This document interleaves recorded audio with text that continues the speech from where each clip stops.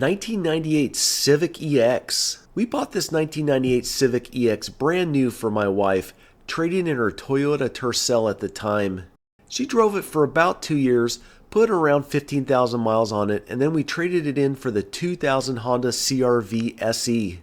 We got top dollar for the trade-in. I would estimate we paid $1,500 a year to drive it, and honestly, it was exactly what you expected from a Civic. It gave us zero problems, no reliability issues, no drama, just a solid, dependable car. It also had excellent trade-in value. After 2 years, we were able to trade it in for more than we owed on the loan, which meant the cost of ownership was incredibly low. And on top of that, we had no accidents in it. 2000 Honda S2000. I bought this 2000 Honda S2000 in September of 1999, and it was one of the first 10 sold in the United States. It came right off the boat from Japan through our local port, which made getting one feel even more special. At this point, I graduated from college and had my first job in IT, making around $21 an hour, which was not much even for an older Gen Xer. I traded in Vader, my 1995 Del Sol VTEC, and got excellent money for the trade.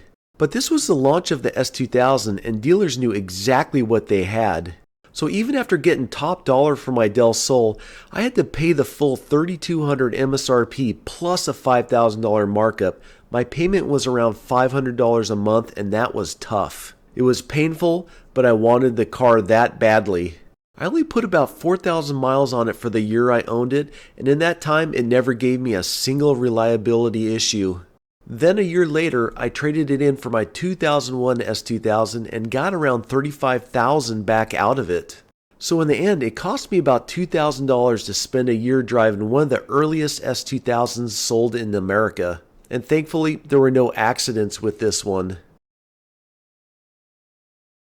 1988 Civic DX Hatch. I bought this car at the same time as my 2000 Honda S2000, mainly to serve as my daily driver.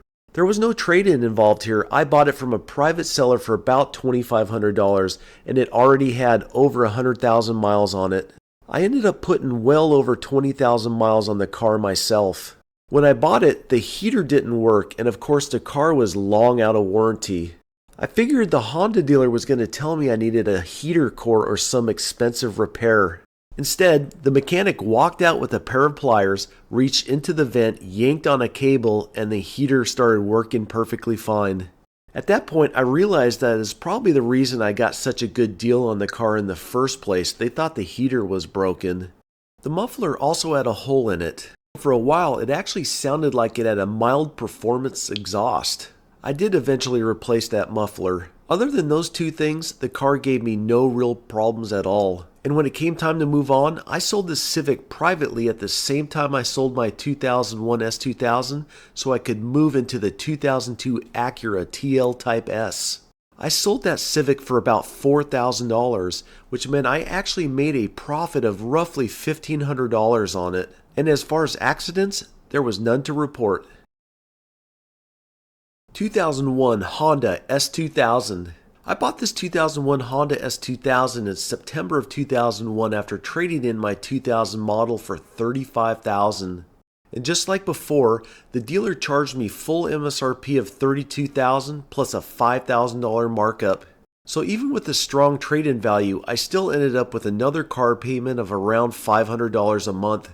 By then our income was climbing, but that was still no small payment for us. Just like my first S2000, I only kept this one for about a year and put about 4,000 miles on it. Then I sold it privately for $35,000 cash. So once again, the real cost to own one of these for a year was only about $2,000. And that says a lot about how strong Honda's value was at the time. These cars did not just plummet in price the moment you left the dealership, and thankfully, just like the first one, there were no accidents to report. 2000 Honda CR-V SE. We bought this 2000 Honda CR-V SE brand new for my wife, trading in her 1998 Civic EX. Just like the Civic, it delivered strong trade-in value from the start. She drove the CR-V for about 2 years, put around 15,000 miles on it, and then we traded it in for the 2003 Acura MDX Touring. And like many Hondas we owned during that era, it gave us absolutely no reliability problems. It also held its value extremely well. When we traded it in, we once again got top dollar, and looking back, I'd estimate it only cost us around $2,000 per year to drive, even with a payment of around $500 a month, and on top of that, we had no accidents. Obviously, another boring chapter, but you gotta admit, that's a good thing when we're talking about reliability, trade-in value, and accidents. 2002 Acura TL Type S. I bought the TL new from a dealer using a straight loan, along with some cash down. By that point, I had privately sold my 2001 Honda S2000 for about what I still owed on it. I had also made around $4,000 cash selling my 1988 Civic Hatch daily driver. I did have a couple minor warranty issues with this TL, mostly related to interior squeaks that drove me absolutely insane. The cabin was so quiet that even a small squeak stood out. After a few rounds with the dealer, they finally fixed it. I also had one issue that I really blame on Honda's tuning. Even after adding a modest 1-inch drop on Eibach springs, the suspension was still soft enough that the car would occasionally bottom out. It didn't happen often, but it happened enough that I noticed it. Other than that, I had no major reliability or warranty issues.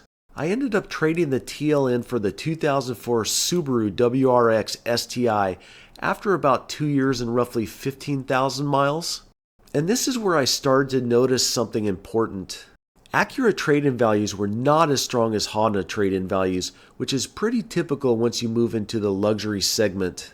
On a roughly $500 a month loan, I'd estimate the TL Type S cost me around $3,000 a year to drive before trade-in, and for accidents, there was none to report. 2003 Acura MDX Touring. We bought the 2003 Acura MDX Touring new from our local Acura dealer, trading in our 2000 Honda CR-V for top dollar. My wife drove the MDX for about 2 years, put roughly 15,000 miles on it, and then we traded it in for the 2005 Honda Pilot EXL. And during that time, just like with so many of our Hondas, we didn't have a single reliability issue. It was completely solid.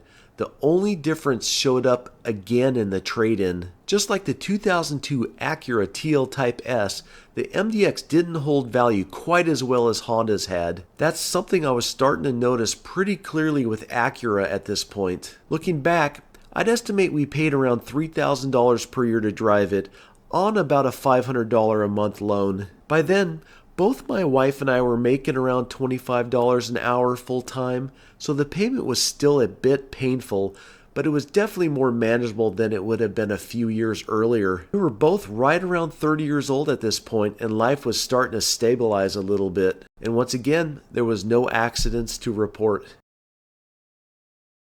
2005 Honda Pilot EXL. We bought the 2005 Honda Pilot EXL brand new off the lot using our 2003 Acura MDX Touring as a decent trade-in value. And then we kept this Pilot for nearly 10 years. My wife drove it for the first 5 years, and then I took it over after that. In almost a full decade of ownership, this Pilot only had one real issue. Somehow, even though it happened around the 7 or 8 year mark, Honda still covered it under warranty. The rear hood struts had worn out and would no longer hold the rear hatch open.